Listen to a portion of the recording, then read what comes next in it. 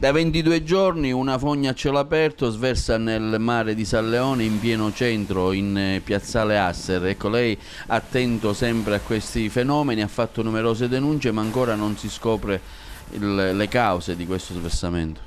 Non si scopre la provenienza perché sono delle fogne, quindi di competenza Girgenti Acque, che versano nelle acque bianche di competenza Comune di Agrigento. Da 22 giorni questa è una situazione stabile.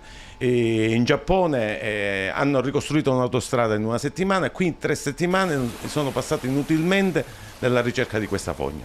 Cosa si potrebbe fare? Perché sappiamo che giornalmente lei viene sempre investito da diverse telefonate, diversa gente la chiama perché sono dei casi che frequenti.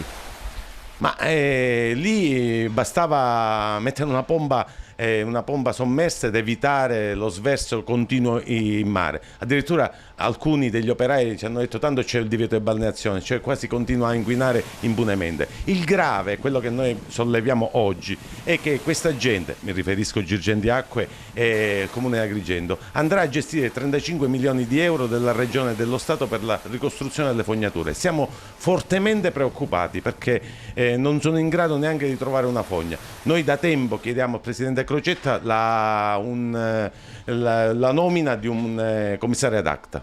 Il Movimento 5 Stelle porta in Parlamento il caso Girgenti Acque. C'è stata un'interrogazione presentata dal senatore Francesco Campanella e sottoscritta anche da diversi suoi colleghi, fatta proprio al Ministro degli Interni, al Ministro della Salute e al Ministro dell'Ambiente sui tanti casi di irregolarità denunciati verso Girgenti Acque. Addirittura si chiede di accettare il rispetto del protocollo della legalità di Carlo Alberto Dalla Chiesa relativamente ad alcuni assetti societari della stessa Girgenti Acque. Sono vicende vecchie, sono vecchie di un anno, che interessano sia gli assetti societari sia i problemi inerenti alla salute del mare.